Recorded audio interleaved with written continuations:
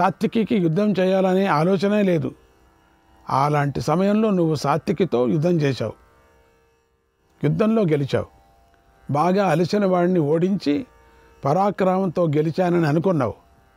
లొంగ తీసుకున్నానని భావించి గొప్పవాడివని అనుకున్నావు. కత్తితో సాత్వికి తలను నరకాలని అనుకున్నావు. వీరుడైన సాత్వికి అలాంటి కష్టంలో ఉండి ఎవడు చూస్తూ ఊరుకుంటాడు? పక్కలో ఉండి ఊరుకోడు కదా. కనుక ఓ వీరా, నిన్ను నువ్వే నిందించుకో. నిన్ను నువ్వే ఆత్మరక్షణ చేసుకోలేకపోయావు. ఇక నిన్ను ఆశ్రయించిన వారిని నువ్వెలా రక్షిస్తావు? చుట్టూ చూడాలయ్యా యుద్ధం చేసేటప్పుడు. ఇందాకే చెప్పావు కదా, వీరుడనేవాడు తన వారిని కాపాడుకోవాలి. మరి నిన్ను నువ్వు కాపాడుకోలేని నువ్వేం వీరుడవయ్యా, నువ్వేం శూరుడువు అని ఘాటుగా సమాధానం చెప్పాడు. అర్జునుడు అలా మాట్లాడగానే మహాయశస్వి భూరిశ్రవుడికి సత్యం తెలిసింది, ధర్మం తెలిసింది. వెంటనే సాత్వికని విడిచిపెట్టి రణభూమిలో ప్రాయోపవేశం చేశాడు. అక్కడే అగ్ని ఉంటుంది కదా, దాంట్లో ఎగిరిపోయాడు. నిజంగా అతడు పుణ్యాత్ముడు, ఎన్నో యజ్ఞాలు చేశాడు ఆ భూరిశ్రవుడు. ఈ ఎడమ చేతితో బాణాలు పరుచుకొని బ్రహ్మలోకాన్ని చేరాలని అనుకున్నాడు. ప్రాణాలతో ప్రాణాలు హోమం చేశాడు. కళ్ళకు సూర్యుడిలోనూ ప్రసన్న హృదయాన్ని నీటిలో సమాహితం చేశాడు. మహోపనిషత్తు బోధించిన పరబ్రహ్మను ధ్యానించాడు. యోగాన్ని అవలంబించి ముని అయ్యాడు. తర్వాత సత్యం తెలియని కొందరు మూర్ఖులైన జనం కృష్ణార్జునులను నిందించారు. భూరిశ్రవుణ్ణి మెచ్చుకొన్నారు. అప్పుడు కృష్ణార్జునుడు నిందిస్తున్న వారి మాటలను విని ఎలాంటి అప్రియమైన మాటలు మాట్లాడలేదు. అటు సత్యం తెలిసిన భూరిశ్రవుడు కూడా తనను మెచ్చుకుంటున్నందుకు ఆనందించలేదు. ఓ మహారాజా, నీ పుత్రులు నిందిస్తుండగా వాటిని భూరిశ్రవుడు అంతకుముందు పలికిన మాటలను మాత్రం అర్జునుడు సహించలేకపోయాడు. అర్జునుడు కౌరవులను ఆక్షేపిస్తూ ఇలా అన్నాడు: రాజులందరికీ నా మహావ్రతం తెలుసు. నా బాణాల రక్షణలో ఉన్న నా వారిని శత్రులెవరూ చంపలేరు. నహి ధర్మమవిజ్ఞాయ యుక్తం గర్హయితుం పరం. ఓ భూరిశ్రవ, నువ్వు ఇది గ్రహించి నన్ను నిందించకూడదు. ధర్మం తెలియకుండా ఇతరులను నిందించడం తగిన పని కాదు. యుద్ధంలో సాత్వికని చంపాలని నువ్వు కత్తిని పట్టావు. నీ చేతిని నేను ఖండించటం తగినదే. అది అధర్మం కాదు. నాయన, నా బాలుడైన అభిమన్యుడు చూసావా, శస్త్రాన్ని, రథాన్ని, కవచాన్ని కోల్పోయాడు కదా. అప్పుడు అలాంటి స్థితిలో నువ్వు కూడా ఉన్నావు కూడా. ఉన్నవాడిని చంపటాన్ని ఏ ధర్మాత్ముడు మెచ్చుకోడు కదా. దుర్యోధనుడు అసలు శాస్త్ర మర్యాదలు పాటించినట్టుగా ఉంటాడు, వాడు పాటించడు, క్షుద్రుడు వాడు. అటువంటి దుర్యోధనుడికి నువ్వు సహకరిస్తున్నావు. అందుచేత నేను చేసిన పని సరైనదే, అది ధర్మమే. అస్మదీయా మయా రక్ష్యాక, అస్మదీయా మయా రక్ష్యాక ప్రాణబాధ ఉపస్థితే, ప్రాణబాధ ఉపస్థితే ఏమే ప్రత్యక్షతో వీరాక, ఏమే ప్రత్యక్షతో వీరాక హన్యేరన్నితి మే మతి, హన్యేరన్నితి మే మతి. ప్రాణాల మీదకు వచ్చినప్పుడు నేను నా వారిని రక్షించుకోవాలి. ప్రత్యేకించి నా కళ్ళ ఎదురుగానే వారు చంపబడుతున్నప్పుడు నేను రాజు రక్షించాలి, నేను గురువు రక్షించాలి, ఇది నా నిశ్చయం, నా వ్రతం కూడా అన్నాడు. తర్వాత అర్జునుడు అలా బహు విధాలుగా ఆయా విషయాలను ఆలోచిస్తూ దుఃఖిస్తూ భూరిశ్రవుడితో ఇలా అన్నాడు: క్షత్రియ ధర్మం నిందించదగింది. నువ్వు ఇతరుల చేత శరణు కోరదగిన రాజు, శరణన్న వారికి అభయమిచ్చే రాజు. అలాంటి నీ వంటి రాజు కూడా ఇలాంటి దారుణమైన అవస్థను పొందవలసి వచ్చిందే. నేను ముందు చేసిన ప్రతిజ్ఞయే నా చేత ఇంత పని చేయించింది అని గ్రహించు అన్నాడు. అర్జునుడు అలా అనగానే భూరిశ్రవుడు తలతో నేలను తాకాడు. తర్వాత తన ఎడమ చేతితో కుడి చేతిని అర్జునుడికి దగ్గరకు విసిరేశాడు. అర్జునుడి మాటలు విని తలవాల్చి మౌనంగా ఉన్నాడు.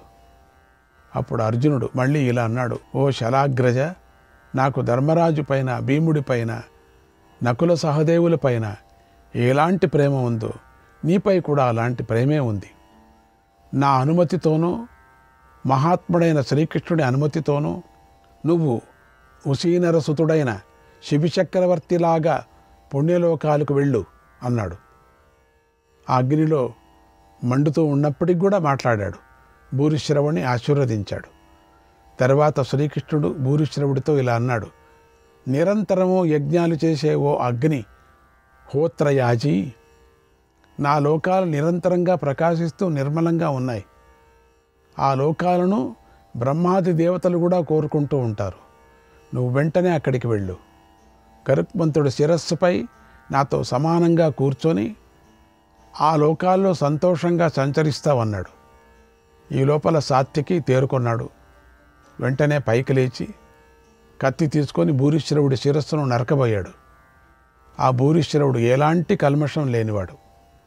యాగాలలో గొప్పగా దక్షిణలు ఇచ్చాడు. ఇప్పుడు దక్షిణలు ఇచ్చే చెయ్యి తెగిపోగా తొండం తెగిన ఏనులాగా కూర్చొని ఉన్నాడు. అర్జునుడి చేత దాదాపుగా చంపబడి ప్రాయోపవేశం చేసి ఉన్నాడు. అలాంటి వాడిని సాత్యకి చంపాలనుకున్నాడు. ఒక్క ప్రక్క సైన్యాలన్నీ నిందిస్తున్నాయి, మరోపక్క కృష్ణుడు, అర్జునుడు, భీముడు, చక్రరక్షకులైన యుధామన్యువు, ఉత్తమౌజుడు, అశ్వత్థామ, కృపుడు, కర్ణుడు, వృషసేనుడు, సైంధవుడు వారిస్తున్నారు. అయినా సాత్యకి వారి మాటలు వినలేదు. అతడి మనస్సు చెడిపోయింది. సకల సేనలు ఆక్రోశిస్తూ ఉండగానే సాత్యకి కత్తి ఎత్తి ప్రాయోపేశ వ్రతంలో ఉన్న భూరిశ్రవుడి తలను నరికేశాడు. ఎట్లా పోతాడు, కాసేపటికి అయినా నరికాడు. అప్పటికే సమాధానం. అర్జునుడు చెయ్యి నరకగా సాత్యకి భూరిశ్రవుడిని శిరస్సు నరికేశాడు. అర్జునుడు అప్పటికే దెబ్బతీసిన భూరిశ్రవుణ్ణి చంపిన సాత్యకి చేష్టను సేనులు అభినందించలేదు. క్రోధో దుఃఖతరో నృణాం, ఇంకా కొందరు సాత్యకి తప్పేమీ లేదు, అది అలా జరగవలసింది, కాబట్టి మీరు కోపించకండి. మనుష్యుల కోపం ఎంతో దుఃఖాన్ని కలిగిస్తుంది. రణరంగంలో సాత్యకినే ఈయనకు మృత్యువుగా బ్రహ్మదేవుడు రాసిపెట్టాడు అన్నారు.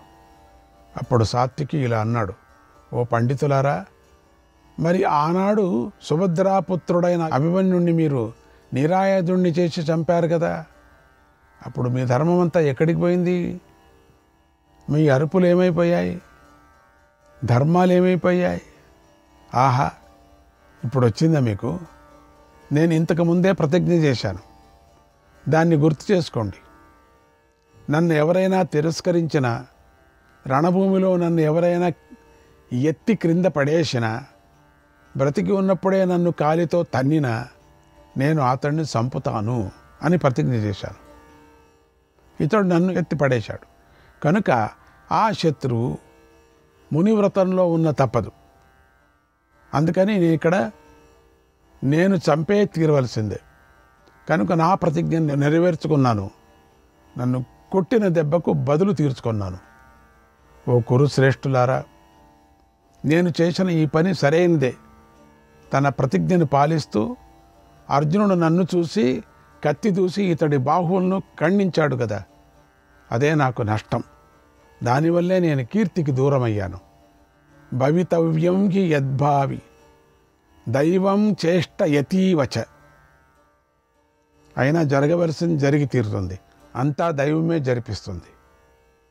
దానికి అనుగుణంగానే భూరిశ్రవుడు యుద్ధంలో చనిపోయాడు. కనుక ఇక్కడ అధర్మం ఏముంది, ధర్మము లేదు అన్నాడు. ఓ మహారాజా, అప్పుడు నీవారు సాత్యకి మాటలు విని ఏమీ మాట్లాడలేదు. కేవలం మనస్సుతోనే ఆ మాటలను అంగీకరించారు.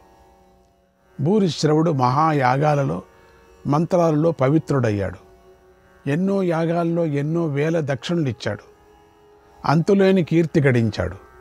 చివరికి మునిలాగా ప్రాయోపవేశం చేశాడు. అటువంటి భూరిశ్రవుడి వధను మాత్రం ఏ ఒక్కడు కూడా మెచ్చుకోలేదు. అందరూ బాధపడ్డారు. భూరిశ్రవుడు శూరుడు, వరదుడు. భూరిశ్రవుడు గొప్ప ధర్మాన్ని పాటించాడు. దాని ద్వారా భూమి ఆకాశాలను దాటి ఊర్ధ్వలోకాలను చేరుకున్నాడు అన్నాడు సంజయుడు. శ్రీకృష్ణాయ పరమాత్మనే నమః. 144వ అధ్యాయం. ధృతరాష్ట్రుడు సంజయుని ఇలా అడిగాడు, ఓ సంజయ, ఆ సాత్వికి ద్రోణ, కర్ణ, వికర్ణ కృతవర్మల చేతిలో ఓడిపోలేదు. ధర్మరాజుకి ఇచ్చిన మాట ప్రకారం కౌరవ సేనా సాగరాన్ని సులభంగా దాటాడు. యుద్ధంలో అతడు ఎదురులేనివాడు.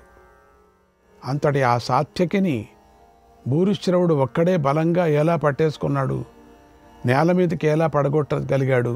ఇంకా ఆయనకి ఆశ్చర్యం. ఇది చాలా ఆశ్చర్యకరంగా ఉంది. అసలు ఇది ఎలా జరిగింది? మళ్ళీ మొదటి నుంచి చెప్పాలా?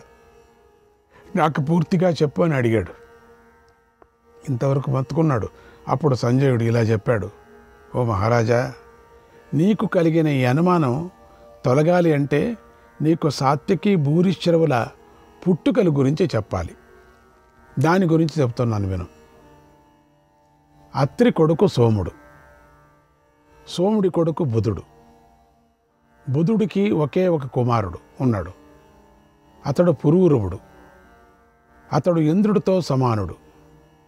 ఆ పురూరవుడికి ఆయువు పుత్రుడు. ఆ ఆయువుకు నహుషుడు పుత్రుడు. ఆ నహుషుడి పుత్రుడు యయాతి. ఆ యయాతి అంటే దేవతలకు మునులకు ఎంతో ఆదరణ, ఎంతో ఇష్టం. ఆ యయాతికి దేవయాని యందు యదువు అనే కుమారుడు పుట్టాడు. అతడు పెద్దవాడు. ఆ సమయంలోనే యదు వంశంలో దేవమీయుడనే ఒక రాజు ఉన్నాడు. ఆయన కొడుకు పేరు శూరుడు. అతడు 3 లోకాల్లోని వారి అభినందనలను, మెప్పులను కూడా పొందాడు. ఆ శూరుడి కొడుకు పేరు శౌరి. ఆ శౌరి గొప్ప కీర్తిమంతుడు. అతడు వసుదేవుడు అనే పేరుతో ప్రసిద్ధికెక్కాడు. రాజా, ఆ శూరుడు ధనుర్విద్యలో అద్వితీయుడు. యుద్ధంలో కార్తవీర్యార్జునుడికి సమానుడు. ఆ వంశంలో అంతటి పరాక్రమం శని జన్మించాడు. శని అదే సమయంలో దేవకుడి కుమార్తె అయినటువంటి దేవకికి స్వయంవరం జరుగుతోంది. అక్కడికి క్షత్రియులందరూ చేరారు. ఆ స్వయంవరంలో శని ఆ రాజులందరినీ జయించాడు.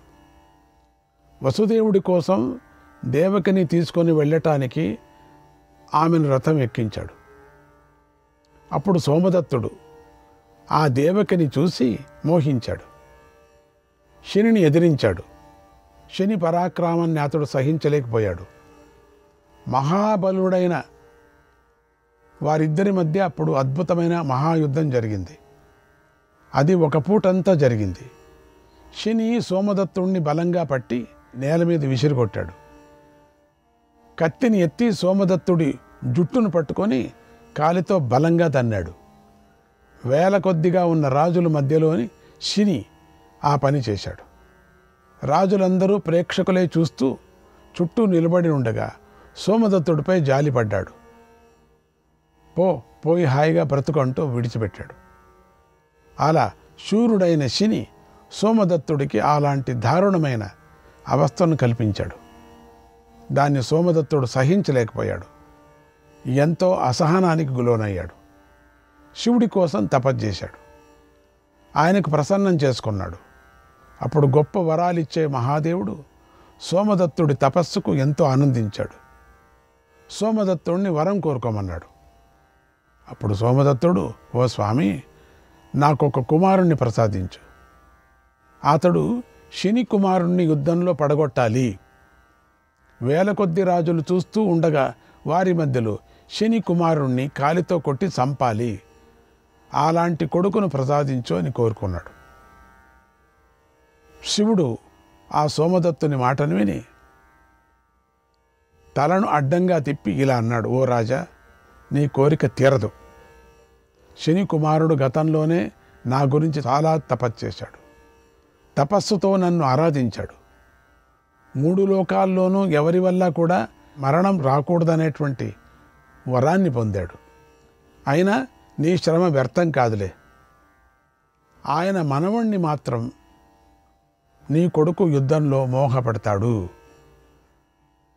ఆయన కూడా కృష్ణుడి రక్షణలో ఉన్న అతన్ని చంపటం ఎట్టి పరిస్థితిలోనూ కుదరదు. ఎందుకంటే నేనే కృష్ణుణ్ణి. అహమేవత్ కృష్ణోస్మి నా వయో రంతరం క్వచిత్. నాకు కృష్ణుడికి భేదం లేదు, శివకేశవులు, కనుక నేను చెప్పినట్లుగా జరిగి తీరుతుంది అన్నాడు శివుడు. ఆ వరదానంతో సోమదత్తుడు భూరిశ్రవుణ్ణి కొడుకుగా పొందాడు. అతడే శివుడి వరంతో రణరంగంలో శని వంశంలోని సాత్యకిని పడగొట్టాడు. సకల సేనలు చూస్తుండగానే సాత్యకిని కాలితో తన్నగలిగాడు. ఓ రాజా, నువ్వు అడిగిన ప్రశ్నకు ఇది సమాధానం. అప్పుడు కనుక ఎంత గొప్ప మనుష్యులైనా యుద్ధంలో సాత్వికని గెలవలేరు. వృష్ణి వంశీయులు చక్కగా లక్ష్యాలను ఛేదిస్తారు, అనేక విధాలుగా విచిత్రమైన యుద్ధాన్ని చేస్తారు, దేవదానవ గంధర్వులను కూడా ఓడిస్తారు. అయినా గర్వించరు, తమ పరాక్రమంతోనే జయించటానికి ప్రయత్నిస్తారు, ఇతరులకు ఎప్పుడూ వశం కారు. ప్రభు బలంతో వృష్ణి వంశీయులతో సమానమైనది భూత భవిష్యత్ వర్తమానాల్లో ఏదీ లేదు. వారు జ్ఞాతులను అవమానించరు, పెద్దల మాట వినటంలో ఆసక్తి చూపిస్తారు. ఆ వృష్ణి వంశీయులను దేవతలు, అసురులు, గంధర్వులు, యక్షులు, నాగులు, రాక్షసులు కూడా యుద్ధంలో గెలవలేరు. విప్రుల ధనం కోసం, గురువుల ధనం కోసం, బంధువుల ధనం కోసం వారెప్పుడూ హింస చెయ్యరు. ఆపదలో ఉన్న వారిని రక్షిస్తారు. వారందరూ ధనవంతులు, గర్వం లేనివారు, విప్రభక్తులు, సత్యమే మాట్లాడుతూ ఉంటారు, సమర్థులను పరాభవించరు, దీనులను ఉద్ధరిస్తారు, ఎప్పుడూ దేవతలను ఆరాధిస్తూ ఉంటారు. వారు జితేంద్రియులు, తమను తాము పొగుడుకోరు. ఓ మహారాజా, ఎవడైనా మేరు పర్వతాన్ని మోయవచ్చు, సముద్రాన్ని సులభంగా దాటవచ్చు, కానీ వృష్ణి వీరులను మాత్రం అంతం చేయలేడు. ఇది నువ్వు అడిగిన ప్రశ్నకు నా పూర్తి సమాధానం. ఈ యుద్ధంలో ప్రధానమైనది నీ అవినీతియే. అదే అన్నిటికీ మూల కారణమై ఉంది. దాన్ని గ్రహించు అన్నాడు సంజయుడు. శ్రీకృష్ణాయ పరమాత్మనే నమః. 145వ అధ్యాయం. సంజయుడు ఇలా చెప్పాడు: ఓ మహారాజా, భూరిశ్రవుడు పరలోకానికి వెళ్ళాడు. ఆ తరువాత అర్జునుడు శ్రీకృష్ణుడితో ఇలా అన్నాడు: ఓ కృష్ణ, గుర్రాలను జయత్రథ రాజు ఉన్న చోటికి తీసుకొని వెళ్ళు. శ్రూయతే పుండరీకాక్ష, శ్రూయతే పుండరీకాక్ష, త్రిషు ధర్మేషు వర్తతే, త్రిషు ధర్మేషు వర్తతే, ప్రతిజ్ఞాం సఫలాం చాపి, ప్రతిజ్ఞాం సఫలాం చాపి, కర్తుమర్హసి మే నఖ, కర్తుమర్హసి మే నఖ.